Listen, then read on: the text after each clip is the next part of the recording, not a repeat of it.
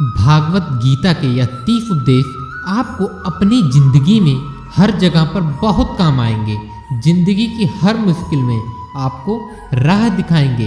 ये दिव्य उपदेश, यह बातें जानना समझना आपके लिए बहुत जरूरी है।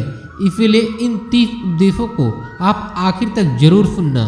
गीता का सबसे पहले उपदेश यह है कि आपके सारे दुखों का कारण किसी को अपना मानना है। आप कभी गौर करना, आपकी जिंदगी के सारे दुख, सारी तकलीफें, सारी चिंताएं वहीं से आई हैं जहां आपका अपमान होता है कि यह मेरा है या मेरा अपना है।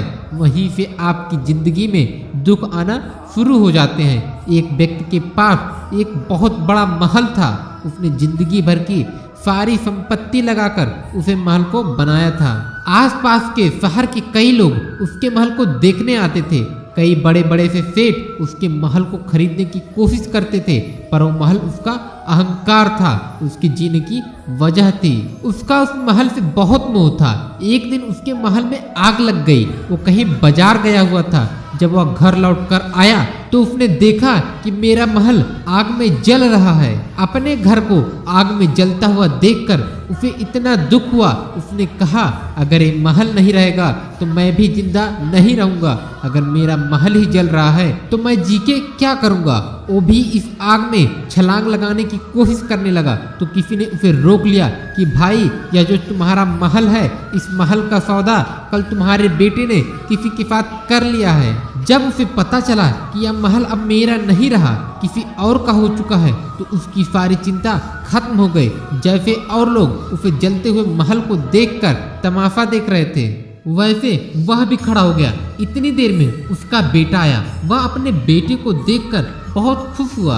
उसे आशीर्वाद देने लगा कि तेरे जैसा बेटा तो बहुत भाग्यों से मिलता है। तूने तो मेरी जिंदगी बचा ली। आज इस घर में आग लगी है और तूने कल ही इसका सौदा कर दिया। वो अपने पिताजी से कहने लगा कि पिताजी, मैं इस महल के सौदे के लिए बात तो करने गया था, पर सौदा अभी पक्का हुआ नहीं है। जब उसके पिता ने सुना कि अभी इस महल का सौदा हुआ नहीं है तो वो फिर से फूट फूट कर रोने लगे, फिर अपनी छाती को पीटने लगे। महल वही है, इंसान वही है, लेकिन जब महल मेरा है तब वो दुख भी देता है, खुशी भी देता है। लेकिन जब वो मेरा नहीं है, उससे मेरा कोई रिश्ता नहीं है, तो सारे दुख खत्म हो जाते हैं। ऐसे ही जिंदगी में जब किसी जगह को, किसी इंसान को, किसी रिश्ते को, किसी काम को अपना मान लेते हैं, मेरा मान लेते हैं, तो वहीं से ही सारे दुखों की शुरुआत होती है। वहीं से हर तकलीफ की शुरुआत होती है। गीता का दूसरा उपदेश यह है कि अवश्य में उपभोक्तम प्रथम परम सुख अशुभम, कि आपने कोई भी कर्म किया हो उसका फल आपको जरूर भोगना पड़ेगा। अगर आपने अच्छा कर्म किया है तो जाने अनजाने किसी मुश्किल वक्त में आपको आपके अच्छे कर्म उस मुश्किल वक्त से बचा लेंगे। अगर आपने गलत कर्म किया है, पाप किया है, तो उसकी सजा भी आपको जरूर मिलेगी। वो इंसान कितना ही छुप कर कर्म करे, चाहे वो कितना ही चालाक बने, लेकिन कहते हैं इस परमात्मा के, ईश्वर के चारों तरफ कैमरे लगे हुए हैं। हमारे एक एक कर्म पर वो प्रकृति, वो परमात्मा अपनी दृष्टि बनाए रखते हैं। हमारे एक एक कर्म का हिसाब होता है। एक गांव में दो मित्र रहते थे। उन दोनों ने विचार किया, इस गांव में हम धन नहीं कमा पा रहे। वो दोनों धन कमाने के लिए शहर में चले गए। कुछ वर्ष वहां रहकर उन्होंने काफी धन कमाया। फिर सोचा कि अब हम अपने घर वापस चलते हैं। पर्याप्त मात्रा में हमने धन कमा लिया है। उस समय पर यातायात की इतनी सुविधा नहीं होती थी। वह अपने बैलों पर ही यात्रा कर रहे थे। चलते चलते मार्ग में रात हो गई तो उन्होंने विचार किया, आज रात हम यहीं विश्राम करते हैं। एक मित्र ने कहा कि मैं यहाँ पर रहकर धन की रक्षा करता हूँ, तुम बाजार जाकर भोजन की व्यवस्था कर लो। जब वह मित्र बाजार गया तो उसके मन में पाप आ गया। उसने कहा, इतना पैसा हमने कमाया है, अगर मैं इसको यहीं जंगल में मार दूं तो सारा पैसा मेरा हो जाएगा, नहीं तो मुझे इसका आधा धन इसको देना पड़ेगा। मन में एक खोट आने पर उसने अपने मित्र के खाने में जहर मिला दिया और जब वो खाना लेकर अपने मित्र के पास गया, उसका मित्र वो जहर वाला खाना खाकर वहीं पर उसकी मृत्यु हो गई। वो व्यक्ति सारा धन लेकर अपने घर वापस आ गया। फिर उसके घर में एक पुत्र ने जन्म लिया। जब उसका बेटा पैदा हुआ तो वह बहुत बीमार रहता था।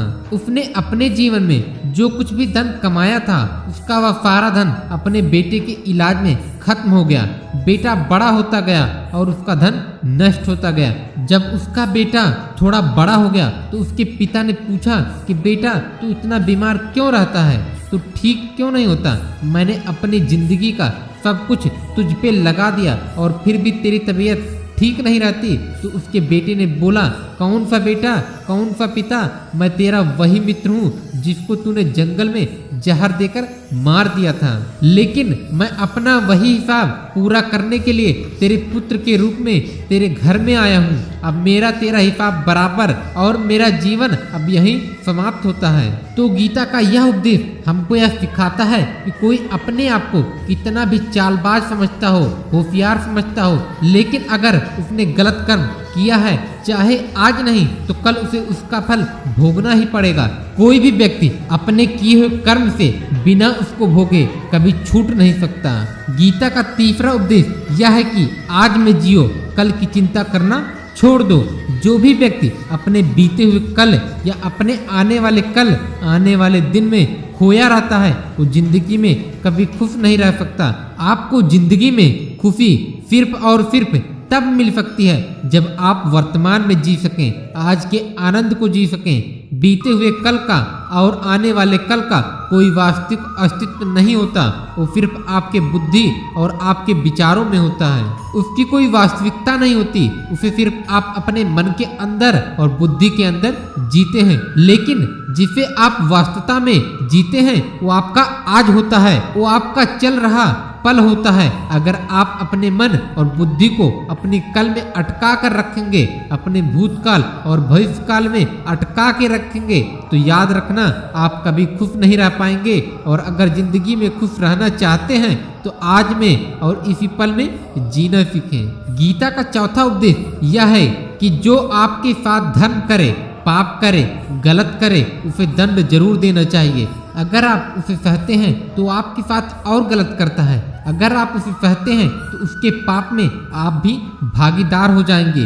अर्जुन श्री कृष्ण से कहने लगे कि जिससे मैं युद्ध करने जा रहा हूँ ये सब मेरे भाई हैं, मेरे गुरुजन हैं, मैं इनके सामने कैसे हथियार उठाऊं, इनको कैसे मारूं? तो भगवान श्री कृष्ण ने अर्जुन से कहा कि जिन्हें तुम अपना मानते हो वह सब अधर्मी हैं, वो पाप के पक्ष में खड़े हैं, और अगर तू इनका वध नहीं करेगा, युद्ध नहीं करेगा, तो समाज में और भी पाप बढ़ेगा। क्योंकि जब कोई ऐसे पापियों को नहीं रोकता है तो यह और भी ज्यादा पाप करते हैं। ऐसे ही जब आपके साथ कोई गलत करता है, आपको चोट पहुंचाता है और आप चुपचाप सहते रहते हैं, तो उसके सामने वाले को बल मिलने लगता है और आपके साथ गलत करने का वो अपना हक समझने लगता है। लेकिन जब आप उसके साथ गलत व्यवहार को, उसके धर्म को रोक लेते हैं, उसका विरोध करते हैं, तब वो अपनी सीमा में रहना सीख जाता है। एक कलयुग है। अगर इस जमाने में आपको खुश रहना है तो आपको अपनी रक्षा खुद ही करनी होगी। कोई आपके साथ गलत करे तो उसको कभी नहीं सहना चाहिए, बल्कि उसका सामना करना चाहिए। गीता का पांचवा उपदेश यह है कि किसी से भी हद से ज्यादा मोह कभी मत करना। जिसमें भी आप सबसे ज्यादा मोह लगाओगे, देखना वो आपको जरूर बुलाएगी। मोह के वजह से आप किसी के पीछे मरते रहते हैं। मोह के वजह से आपको कई बार अपना अपमान भी सहना पड़ता है, और कई लोगों को मोह की वजह से अपना अपमान दिखता तक भी नहीं है कि सामने वाला मेरी इज्जत तक नहीं कर रहा और मैं उसके पीछे मर रहा हूँ। वो आपकी आंखों पे ऐसी पट्टी लगा देता है कि आपको सच और झूठ दिखाई नहीं देता, आपको किसी इंसान का चेहरा दिखाई ही नहीं देता।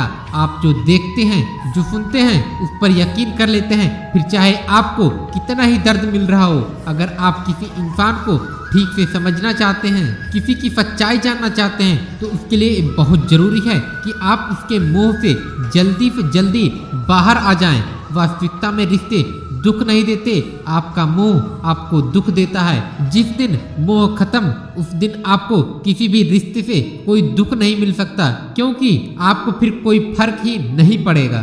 गीता का छठा उपदेश यह है कि आप वो मत करो जो सब करते हैं, वो करो जो आपके लिए सही है। स्वधर्म निर्णाम श्रेया परधर्म भयावह। श्री कृष्णा ने अर्जुन से कहा कि जो तेरा कर्तव्य है, जो तेरे लिए सही है, जो तुझे करना चाहिए वो कर। तू कभी भी वो काम मत कर जो दुनिया कर रही है, क्योंकि अर्जुन श्री कृष्णा से कहने लगे ऐसे भयंकर युद्ध में पड़ने से अच्छा है कि मैं सन्यासी बन जाऊं। तो श्री कृष्णा ने अर्जुन से कहा कि सन्यासी बनना तेरा कर्म नहीं है, तेरा धर्म नहीं है, तू क्षत्रिय है। तेरा कर्म और तेरा धर्म यही है कि तू अधर्म का नाश करे, धर्म की रक्षा करे।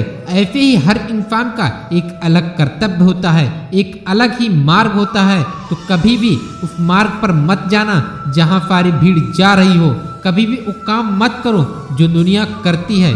आजकल यह ट्रेंड हो गया है, यह फैशन हो गया है, सब करते हैं इसलिए हम भी कर रहे हैं। सारी भीड़ यही काम कर रही है इसीलिए हम भी यही कर रहे हैं। अगर आप वो करोगे जो भीड़ कर रही है तो आप भी इस भीड़ में कहीं खो जाओगे। लेकिन अगर आप वो करोगे जो आपके लिए सही है, जो आपकी प्रतिभा है, तो दुनिया की सारी भीड़ में आप सबसे अलग नजर आओगे।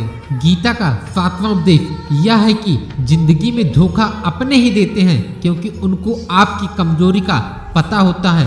बाहर वाला आपको धोखा नहीं दे सकता, क्योंकि उसको आपके बारे में पता ही नहीं है कि आपको चोट कहाँ पहुँचानी है। लेकिन जो आपका अपना है, आपका खास है, उससे बहुत गहराई से पता होता है कि इसकी कमजोरी क्या है, क्या ऐसा करें जिससे इसको दर्द पहुंच सकता है, जिससे इसको हम नीचा दिखा सकते हैं, इसको चोट पहुंचा सकते हैं। यह कलयुग है, इसमें बाहर वालों से नहीं, जो हमारे अपने हैं उनसे ही सावधान रहना होता है। महाभारत का युद्ध दो अलग राजाओं में नहीं बल्कि एक ही परिवार के भाइयों में हुआ था। सब आपस में एक ही वंश के लोग थे। कितनी बार दुर्योधन ने जहर देकर भीम को मारना चाहा, न जाने कितनी बार दुर्योधन ने पांडवों को जान से मारने की कोशिश की। उसका पराया नहीं था, उसका भाई था। सारी लड़ाइयाँ घर के अंदर ही होती हैं, बाहर कौन लड़ेगा? हमसे घर में ही सारे झगड़े होते हैं। तो आपको चोट सिर्फ वही लोग पहुंचा सकते हैं जो आपके अपने हैं। आपको धोखा सिर्फ वही लोग दे सकते हैं जो आपके अपने हैं। गीता का 8वां उपदेश यह है कि जो इंसान अपनी रक्षा खुद नहीं कर सकता, उसकी रक्षा भगवान भी नहीं कर सकते। श्री कृष्ण ने अर्जुन से कहा 10 मार्च सर्विस तू कालेसु महान अनुस्मरक। अर्जुन कि तू हमेशा मेरा स्मरण करता है और युद्ध करते रहना। हमेशा युद्ध करने का क्या मतलब है? तो श्री कृष्ण ने अर्जुन से कहा जिंदगी ही रणभूमि है। इस जीवन में सुख दुख आते रहेंगे और चूंकि उनका डटकर मुकाबला करना है। श्री कृष्ण ने यह नहीं कहा कि तू चुप करके बैठ जाना और मैं लड़ाई कर लूंगा। बहुत गहराई है गीता के ज्ञान में। हमारे जीवन की डोर भी संभाल के ईश्वर बैठे हैं, लेकिन युद्ध हमें ही करना है। ईश्वर को याद करना है कि हे ईश्वर मुझे शक्ति देना, मुझे समझ देना, मुझे बुद्धि देना, ताकि मैं अपनी जिंदगी की सारी लड़ाइयाँ जीत सकूं। मैं जिंदगी में सही मार्ग पर चल सकूं। लेकिन आपको अपनी लड़ाई खुद ही लड़नी पड़ती है। जो लोग यह कहते हैं कि हम कुछ नहीं करेंगे सब वो ईश्वर करेगा, तो कहते हैं कि आलसी इंसान को देखकर तो भगवान भी घबरा जाता है। ये कुछ नहीं करेगा, भगवान ने बुद्धि दी है, समझ दी है। ईश्वर आपको प्रेरणा देते हैं, शक्ति देते हैं, लेकिन आपको अपनी रक्षा स्वयं ही करनी होगी। गीता का 9वां उपदेश यह है कि कोई भी ऐसी गंदी आदत खुद को मत लगने देना जो आपकी जिंदगी बर्बाद कर दे। महाभारत का यह युद्ध एक बहुत ही गंदी आदत की वजह से शुरू हुआ था। सारा खेल वहीं से शुरू हुआ था। एक ऐसी जुआ की लत जहां युधिष्ठिर ने अपने भाइयों को दांव पर लगा दिया, अपनी पत्नी को दांव पर लगा दिया। ऐसा जीतने का नफा की अपना सब कुछ गंवा दिया। ऐसे भी हम भी अपनी जिंदगी में, चाहे वो कोई भी हो, चाहे वो नफे की हो, मोबाइल की हो, किसी इंसान की हो, कोई गलत काम करने की हो, कोई भी गलत आदत हो जो आपको बर्बाद कर सकती है। अगर आप उसको नहीं छोड़ेंगे तो आपका सब कुछ खत्म हो जाएगा। इससे पहले कि आपकी आदत आपको खत्म करे, आप अपनी गलत आदतों को खत्म कर दीजिए। गीता का 10वां उपदेश यह है कि आलसी इंसान कभी कुछ हासिल नहीं कर सकता। अधिकतर लोग सिर्फ योजनाएं बनाते रहते हैं कि मुझे बड़ा घर चाहिए, मुझे बड़ी गाड़ी चाहिए, मैं दुनिया घूमना चाहता हूँ, यहाँ क्या चाहिए, ये हर कोई सोच लेता है। लेकिन उस पर मेहनत करना वो बहुत कम लोग करते हैं, क्योंकि चाहना बहुत आसान है, लेकिन उसके लिए कर्म करना बहुत मुश्किल है। एक अच्छा फिट शरीर हर कोई चाहता है, लेकिन उसके लिए व्यायाम करना, एक्सरसाइज करना वो आपको ही करना होगा। जो इंसान आलसी बन के बैठ जाता है, न उसे अच्छा शरीर मिलता है और ना ही अच्छा जीवन मिलता है। जिंदगी में अगर कुछ पाना चाहते हो ना, आलस तो अपनी जिंदगी से जरूर दूर कर देना। आलस के चलते आपको कुछ मिलने वाला तो नहीं, लेकिन जो आपके पास है आप वो भी गंवा देंगे। गीता का 11वां उपदेश यह है कि जिंदगी में अगर खुशी चाहते हो तो मन की गुलामी का त्याग कर दो। कई लोग कहते हैं कि हम करना तो बहुत कुछ चाहते हैं, लेकिन कुछ कर नहीं पाते। पता भी सब कुछ है कि क्या करने से हमारी जिंदगी बेहतर हो सकती है। हर चीज है जो हमको नुकसान पहुंचा रही है, लेकिन फिर भी कुछ कर नहीं पाते। समझते सब कुछ है, लेकिन समझकर भी, चाह कर भी कुछ कर नहीं पाते। वो इसलिए होता है क्योंकि आप अपने मन के गुलाम बन चुके हो। अरे लोग तो अपनी जीभ का स्वाद तक नहीं छोड़ पाते, फिर कहते हैं कि हम पतले नहीं हो पाते हैं, फिट नहीं हो पाते हैं, सक्सेस नहीं मिल रही है, क्योंकि जो आपको करना चाहिए आप वो करते नहीं हैं। आपका मन सब कुछ समझकर भी आपको करने नहीं देता। इसलिए जिंदगी में आगे बढ़ना है, मन से चलना छोड़ दो। जो आपके लिए सही है वो आपको करना ही पड़ेगा। गीता का 12वां उपदेश यह है कि जो आपका है वो आपको मिलकर ही रहेगा, और जो आपको नहीं मिला है उसके लिए रोना छोड़ दो। आप जिसके लिए जितना रुकोगे वो चीज आपसे उतना दूर हो जाएगी, और जो चीज सच में आपकी है कहीं ना कहीं से आपके पास जरूर पहुंच जाएगी। इसीलिए जो आपके जिंदगी में हासिल नहीं हो रहा, यहाँ से नहीं हुआ, उसका पछतावा करना, उसके लिए रोना आप बिल्कुल बंद कर दो। गीता का 13वां उपदेश यह है कि आप संसार में जितना प्रेम लगाओगे उतना ही जीवन में दुख और पीड़ा का अनुभव करोगे। गीता का 14वां उपदेश यह है कि जिस इंसान को बात बात पर क्रोध आता है, सुख और शांति उसके जीवन में कभी नहीं आ सकते, क्योंकि जो इंसान बहुत ज्यादा क्रोधी होता है उसके सारे मित्र उसको छोड़कर चले जाते हैं और मन ही मन में कूदता रहता है। वह अपने मन में भी दर्द में ही जीता है, तकलीफ में ही जीता है। ज्यादा गुस्सा करके, ज्यादा क्रोध करके जो भी आपके पास है, देखना आप उसे भी नष्ट कर देंगे, और ऐसे इंसान को शांति तो कभी मिलने वाली नहीं है। इसीलिए अपनी जिंदगी में शांति चाहते हो तो बात बात पर गुस्सा करना छोड़ देना चाहिए। गीता का 15वां उपदेश यह है कि चाहे आप किसी की मदद करो या ना करो, लेकिन जानबूझकर कभी किसी का दिल नहीं दुखाना चाहिए, क्योंकि जब किसी का दिल आपकी वजह से दुखता है तो याद रखना आपको भी वो दर्द एक दिन जरूर मिलेगा। क्योंकि जब आप किसी का दिल दुखाते हैं तो आपको पता नहीं चलता, लेकिन जब कोई आपका दिल दुखाता है तब आपको समझ में आता है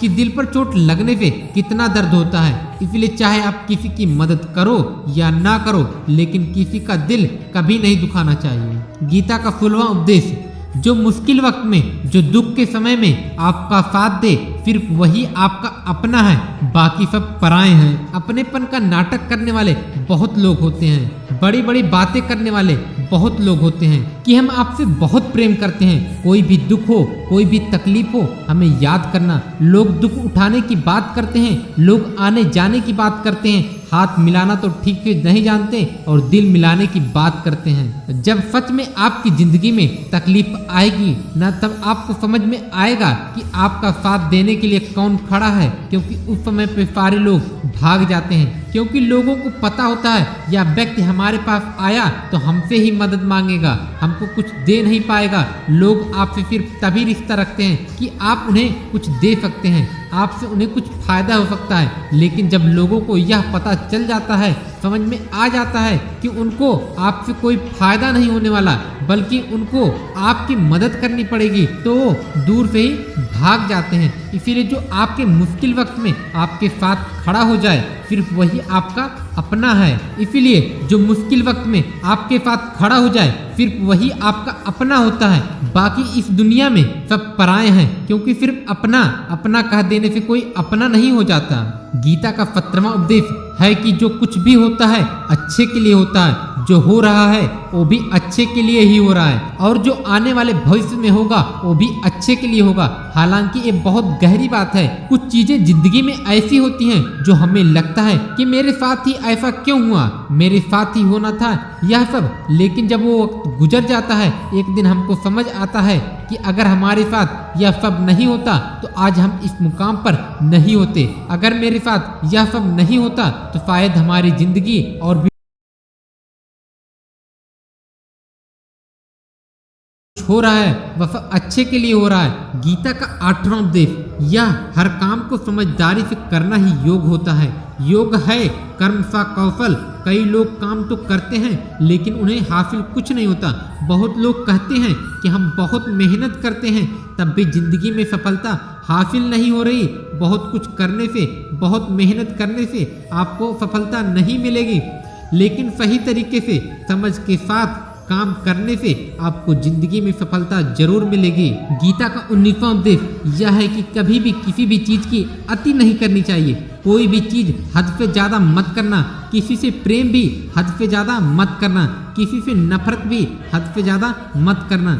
हद से ज्यादा मीठा भी खराब, हद से ज्यादा कड़वा भी खराब, हद से ज्यादा आराम भी आपको बीमार कर देगा। हद से ज्यादा खाना भी आपको बीमार कर देगा। हद से ज्यादा भूखा रहना भी आपको नुकसान पहुंचाएगा, और हद से ज्यादा जागना भी आपको बहुत नुकसान पहुंचाएगा। तो जीवन को संतुलन के साथ जीना चाहिए। जैसे ही आप संतुलन को खो देते हैं वैसे ही आपके जीवन में दुर्घटना हो जाती है। गीता का 20वां उपदेश यह है कि जिसे आप सबसे ज्यादा महत्व दोगे वो आपको कभी महत्व नहीं देगा। आपने कभी गौर किया कि आपका अपमान कौन लोग करते हैं? आपका अपमान सिर्फ वही लोग करते हैं जिसे आप सबसे ज्यादा महत्व देते हैं। दूसरों की इज्जत करना अच्छी बात है, पर दूसरों की अगर आप बहुत ज्यादा इज्जत करोगे तो उनकी नज़र में आपकी ही इज्जत खत्म हो जाती है। इसीलिए किसी को भी कभी भी अपना सब कुछ नहीं बनाना चाहिए कि तुम ही मेरे सब कुछ। जैसे ही आप किसी को सब कुछ बना लेते हैं अपना, तो आप उसके लिए कुछ भी नहीं रह जाते।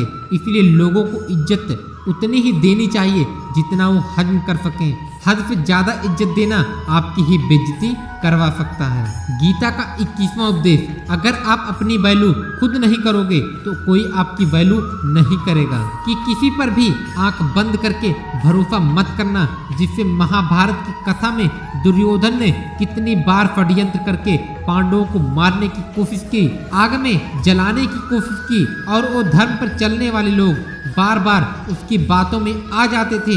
यह बात और है कि ईश्वर उनकी रक्षा कर रहे थे, पर जिसे वह अपना भाई समझ रहे थे, जिसे वो अपना सगा समझ रहे थे, जिसमें वो भरोसा कर रहे थे, वही उनकी मृत्यु करवाना चाहता था। इसीलिए भरोसा करते समय अपनी आंखें जरूर खुले रखना। गीता का 23वां उपदेश, जिसके साथ सत्य और ईश्वर की शक्ति है, चाहे सारी दुनिया उसके खिलाफ हो जाए, लेकिन अंत में जीत उसी की होती है। श्रीमद् भागवत गीता में 18 अध्याय हैं, 700 श्लोक हैं। गीता का आखिरी श्लोक है, यात्रा योगेश्वर यात्रा पार्थो धनुरा तत्र शरीर विजय और भटूर भीतर मतर मामा।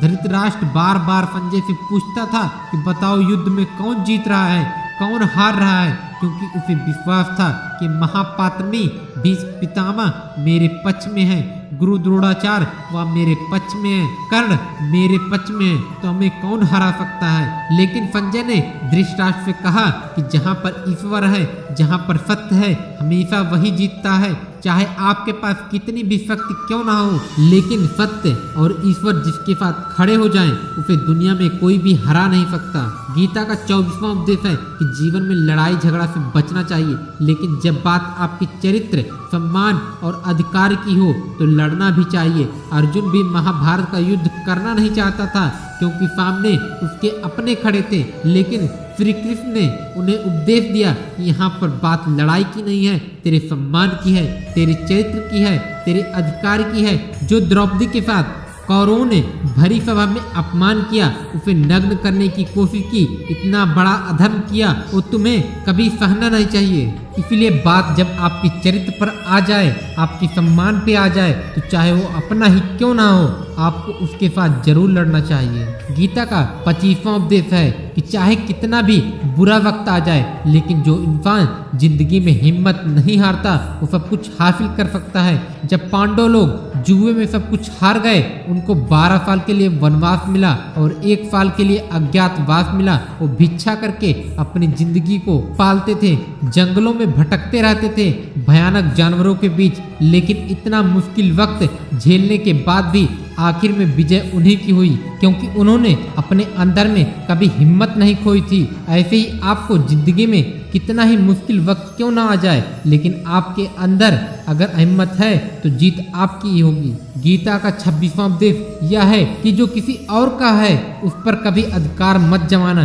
कभी कब्जा मत जमाना। जब शकुनी ने षड्यंत्र करके पांडवों को हस्तिनापुर से अलग करवा दिया, एक खांडव पृष्ठ का राज दे दिया, जहाँ की भूमि भी बंजर थी, जहाँ कुछ नहीं हो सकता था, लेकिन पांडवों ने उस शहर को इतना सुंदर बनाया, इतना वैभवशाली बनाया कि हस्तिनापुर भी उसके आगे फीका लगने लगा। और उसके उस वैभव को देखकर, सुख को देखकर दुर्योधन अंदर ही अंदर जलता था। उसने कई बेईमानियां करके, षड्यंत्र करके उनका वो खंडवा पृष्ठ भी छीन लिया, जो चीज उसकी नहीं थी उस पर कब्जा किया। तो उसका आखिर में परिणाम यही हुआ कि जो चीज उसके पास थी वो भी उसके पास नहीं रही। इसलिए जो आपका नहीं है कभी उस पे अधिकार नहीं जमाना चाहिए। गीता का 27वां उपदेश यह है कि वही इंसान जिंदगी में सफल माना जाएगा जो अंदर से हमेशा खुश रहता है। बाहर से तो सब कुछ दिखाई देता है, लेकिन अंदर से इंसान अशांति से भरा रहता है। बहुत पैसा कमा लिया, कामयाबी हासिल कर ली, लेकिन वो कामयाबी असली नहीं है। असली कामयाबी तभी मानी जाएगी जब आपका मन खुश रहता हो। गीता का 28वां उपदेश है कि आप जैसा अन्न खाओगे वैसा ही आपका मन और आपकी बुद्धि होगी। आप वैसा ही कर्म करोगे, वैसा ही आचरण करोगे। सात्विक अन्न खाओगे तो आपका मन भी सात्विक होगा, सात्विक व्यवहार भी करोगे, सोच भी आपकी अच्छी होगी। तमोगुणी और रजोगुणी आहार करोगे तो आपकी बुद्धि भी वैसी होगी, आप काम भी वैसे करोगे। श्री कृष्ण ने भागवत गीता में सात्विक और तामसी इन तीनों आहारों का विस्तार से वर्णन किया है कि क्या खाना चाहिए, क्या नहीं खाना चाहिए। पर सच यही है, जो मनुष्य सात्विकता से भोजन करता है, सात्विक भोजन करता है, उसे जीवन में शांति और सुख जरूर मिलते हैं। गीता का 29वां उपदेश यह है कि बुरा इंसान कभी अपनी बुराई नहीं छोड़ेगा। चाहे आप उसके साथ कितना भी अच्छा कर लो, वो आपको तकलीफ देगा ही देगा। इसलिए जो जैसा है आप उसके साथ वैसा ही व्यवहार करो।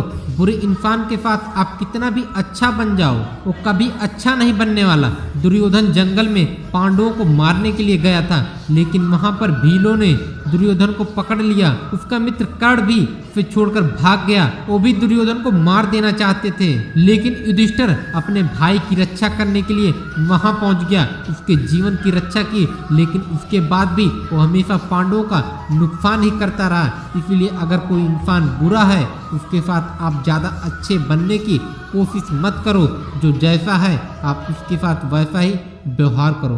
गीता का 30वां उद्देश्य है कि जो इंसान अपने काम को समय से खत्म नहीं करता, समय की कद्र नहीं करता, उसकी जिंदगी का सारा समय व्यर्थ में ही समाप्त हो जाता है, क्योंकि समय ही आपका जीवन है। अगर आप समय को व्यर्थ ही नष्ट करते रहेंगे, व्यर्थ के कामों में गंवा देंगे, तो आपके जीवन में कुछ भी हासिल नहीं होगा। अगर कुछ जिंदगी में पाना चाहते हो तो समय की कदर जरूर करना। जो भी व्यक्ति गीता के इन 30 उपदेशों को रोज समझेगा तो जिंदगी की कितनी भी मुश्किल से मुश्किल घड़ी क्यों ना आ जाए, उसे ऐसे मुश्किल समय में भी रास्ता जरूर मिल जाएगा।